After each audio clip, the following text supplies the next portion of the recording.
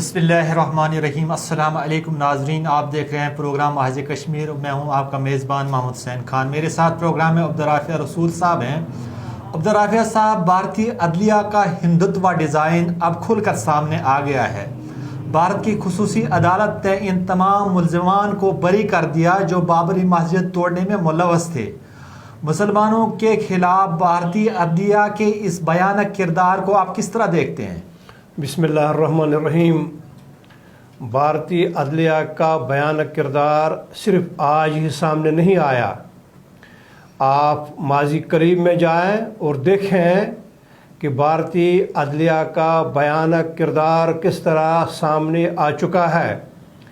अफजल गुरु शहीद रहमतुल्लाह अलैह, उनका जब मामला भारतीय अदलिया में था और भारतीय अदलिया ने जब उनके ख़िलाफ़ सज़ाई मौत की सज़ा सुनाई, उसमें लिखा अगरचा इस बात के ठोस शवाहिद नहीं मिले, अगरचा दलील नहीं मिली कि अफजल गुरु भारतीय पार्लियामेंट के हमले में मुलव्वस था, लेकिन अदलिया को भारत के इज्तिमाई ज़मीर को मुतमईन रखने के लिए ये फ़ैसला सुनाना होगा। और फ़ैसला सुनाया सज़ाई मौत का। यानी एक तरफ खुद अदलिया लिख रही है, ठोस शवाहिद ठोस सबूत मौजूद नहीं है अफजल गुरु के, लेकिन उसके बावजूद बतौर कश्मीरी मुसलमान नौजवान, पढ़ा लिखा नौजवान, ये हमें बर्दाश्त नहीं, हम इससे सज़ाई मौत देते हैं। दूसरी मिसाल, बाबरी मस्जिद के ख़िलाफ़ जब फैसला आया कि ये राम की जन्मभूमि साबित हुई है और कहा गया, लिखा गया, बताया गया कि इस अमर के शवाहिद ही नहीं है कि ये कोई मस्जिद थी। हालांकि ये मस्जिद 500 साल रही है, यहाँ पंजगाना नमाज अदा होती रही है, यहाँ के मीनारों से अजानें गूंजती रही हैं, यहाँ का चप्पा चप्पा गवाही दे रहा है कि ये बाबरी मस्जिद थी, न कि मंदिर। लेकिन इन शवाहिद के बावजूद, इन बराहीन के बावजूद भारतीय अदलिया के 5 रुकनी बेंच ने, जिसकी सरबराही भारतीय सुप्रीम कोर्ट का जज कर रहा था, भारतीय सुप्रीम कोर्ट का चीफ जस्टिस कर रहा था, तो उन्होंने लिखा कि नहीं, हम ये मानने के लिए तैयार नहीं है कि ये बाबरी मस्जिद थी। हम कहते हैं कि ये मंदिर था और इस पर फिर मस्जिद बनाई गई। अच्छा, आप देख लें भारत में क्या हो रहा है।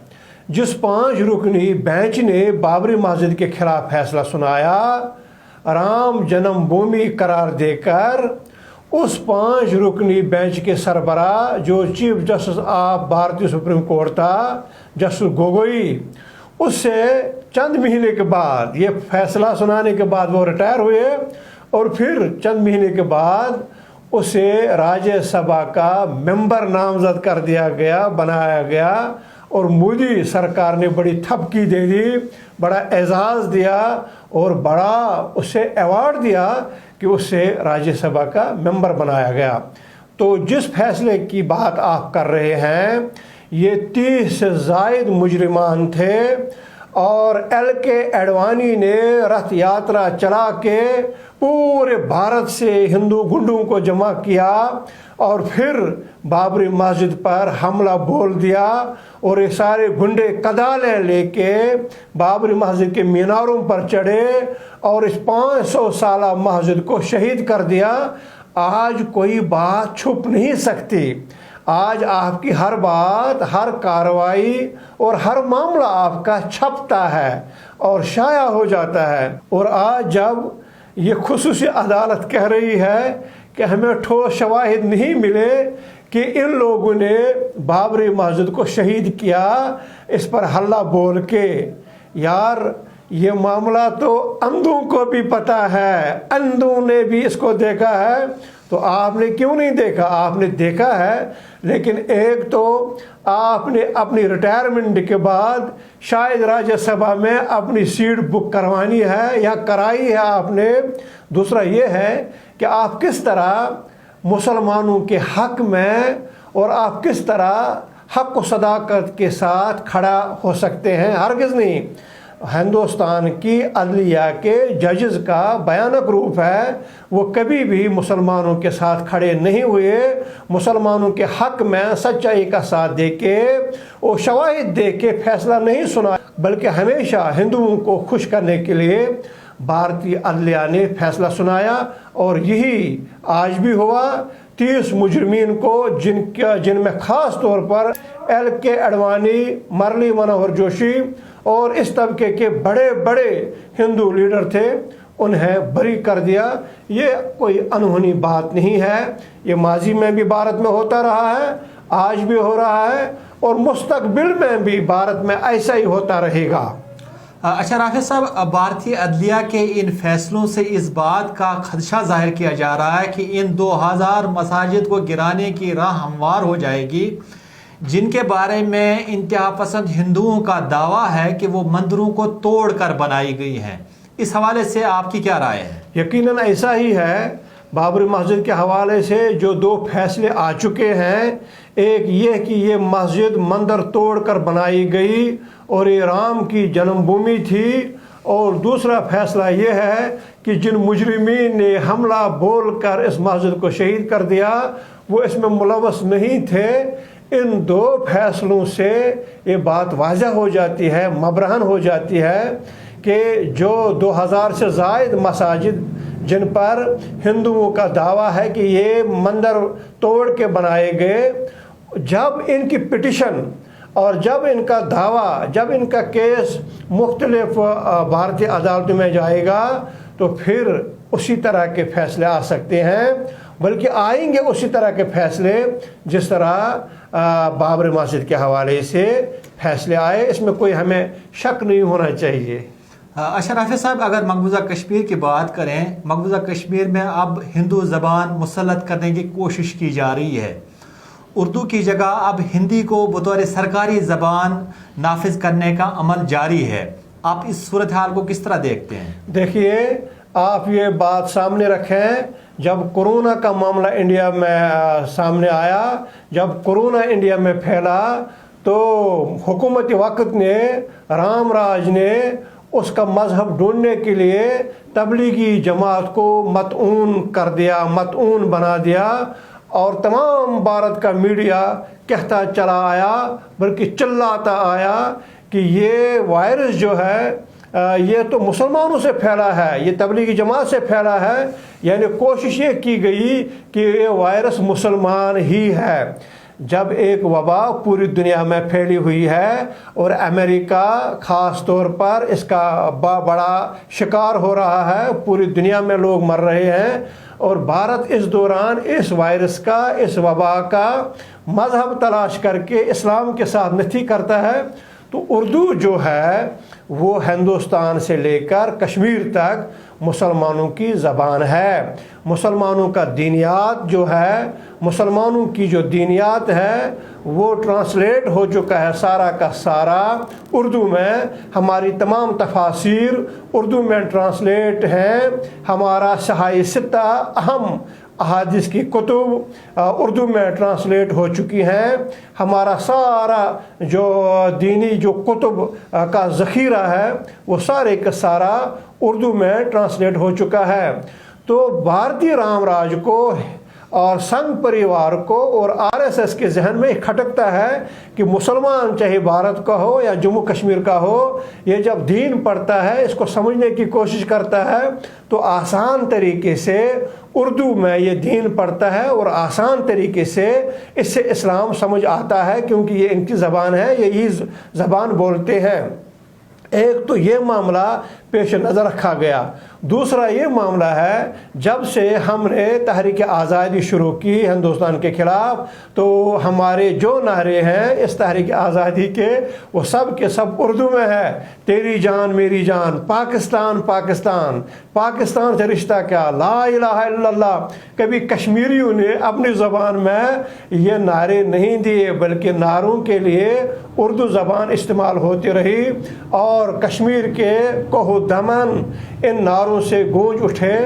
ये दो चीज़ें हिंदुस्तान के राम राज के सामने रही हैं। एक ये कि नौजवान नस्ल दीन जब पढ़ता है तो दीन उसको रहनुमाई करता है। आपने सर तस्लीमी खम नहीं करना काफिर के सामने, इस्लाम सिखाता है। आपने सर बुलंद होकर चलना है, इस्लाम सिखाता है। आपने गुलामी की ज़िल्लत को कबूल नहीं करना, इस्लाम सिखाता है। ये सारा जो है उर्दू में हमारे बच्चे पढ़ते हैं और उन्हें दीन समझ आ रहा है। दूसरी बात यह है कि पाकिस्तान से जो रिश्ते जो इनका इजहार हो रहा है कश्मीर में, वो भी उर्दू में हो रहा है। आप जब देखेंगे वेबसाइट उर्दू में ज़्यादा हैं, आप जब देखेंगे यूट्यूब की चैनल्स उर्दू में उसकी तर्जमानी होती है हमारी तहरीक की, तो ख़ास कर जो अखबारात हैं कश्मीर में वो 90% जो हैं वो उर्दू में है। और यही नहीं बल्कि कश्मीर में, बल्कि जम्मू कश्मीर में 20 अजला में से 15 अजला के लोग उर्दू से मानूस है। 4-5 अजला ऐसे हैं जहां हिंदू की मेजॉरिटी है, वहां भी उर्दू से लोग ताल्लुक़ रखते हैं। तो इस चीज़ को मलहूज़ रखते हुए, इस चीज़ को सामने रखते हुए, वो तासुब जो सीनों में पल रहा है हिंदुओं को, मोदी को, आरएसएस को और संघ परिवार को, उस तासुब ने जोश मारा और कोशिश ये की जा रही है कि अब इस उर्दू को जो सरकारी ज़बान ठहराई गई थी कश्मीर में, उसे ख़त्म करके हिंदी को सरकारी ज़बान की सतह पर लाया जाए।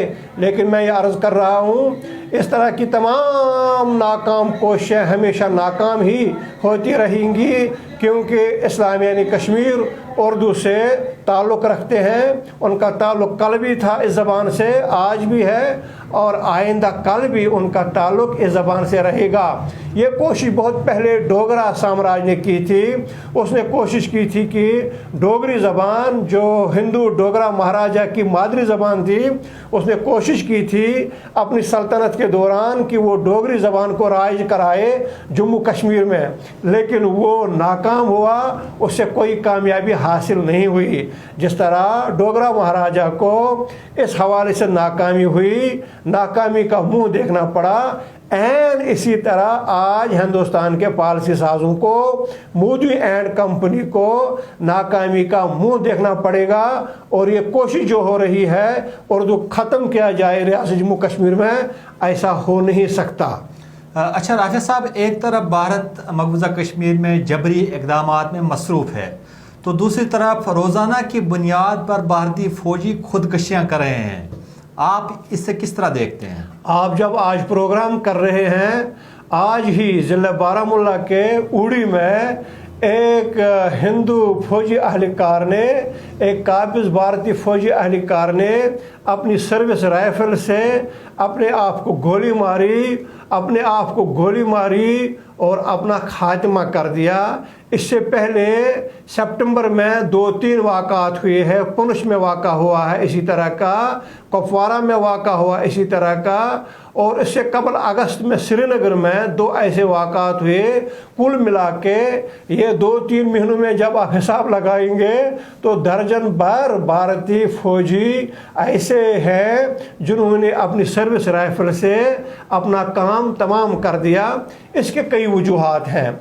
एक वजह यह है कि उनका ज़मीर मलामत करता है, क्योंकि वो निहत्ते कश्मीरियों का कत्ल आम कर रहे हैं। आखिर ज़मीर भी कोई चीज़ होती है, जिसकी ज़मीर जाग जाए वो इससे बर्दाश्त नहीं करेगा, वो खुद अपने आप को गोली मारेगा, लेकिन दूसरों पर, निहत्ते लोगों पर गोली मारने से कतराएगा। दूसरी बात यह है, जहनी दबाव में है, नफ्सियाती दबाव में है भारतीय फ़ौज मकबूजा कश्मीर में, और ये सारी चीज़ें जमा होके, और फिर ये कि उन्हें छुट्टी नहीं मिल रही है, फिर ये कि वो अजनबी बने हुए हैं मकबूजा कश्मीर में, उनके साथ कश्मीरी अवाम का कोई ताल्लुक़ वास्ता नहीं है, कोई उनके साथ हाथ नहीं मिलाता है, कोई उनको हाय हेलो नहीं करता है।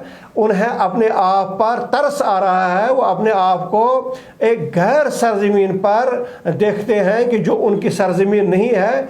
तो ये सारे वजूहात इनको जमा करके फिर यही रिज़ल्ट आएगा जिस तरह आप देख रहे हैं।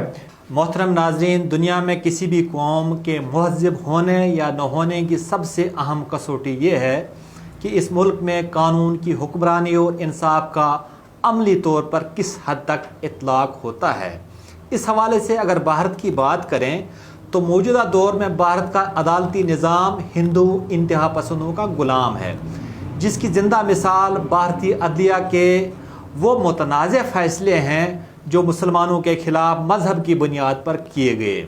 مقبوضہ کشمیر کے تناظر میں اگر دیکھا جائے تو مودی سرکار کے جبری اور انسانیت سوز اقدامات کے خلاف بھارتی عدلیہ کا کردار مایوس کن رہا۔ کشمیر میں انسانیت سوز مظالم کے باوجود بھارتی عدلیہ کی مجرمانہ خاموشی سے ہر کوئی واقف ہے۔ اس طرح مسلمانوں کے خلاف شاہین باغ میں جو سلوک کیا گیا اس سے بھارتی عدلیہ کا وقار مجروح ہو چکا ہے۔ اس کے بعد بابری مسجد کے خلاف یکے بعد دیگرے فیصلوں سے یہ بات ثابت ہو چکی کہ بھارت اب انتہا پسند ہندو ریاست بن چکی ہے، جہاں کسی دوسرے مذہب کی رتی بر گنجائش نہیں ہے۔ بھارت میں جمہوریت اکثریت کے قدموں تلے کچلی جا چکی ہے۔ یہ وہ نقطہ تھا جس سے قائد اعظم نے تاریخ پاکستان کے دوران بار بار اٹھایا تھا۔ آپ نے دو ٹوک انداز میں کہا تھا، ہندو اکثریت کے بل بوتے پر مسلمانوں کو ناکام کر سکتے ہیں۔ ان کی باتیں آج سچ ثابت ہو رہی ہیں۔ اس کے ساتھ ہی آج کے پروگرام کا وقت ختم ہوتا ہے۔ اجازت دیجیے، اللہ حافظ۔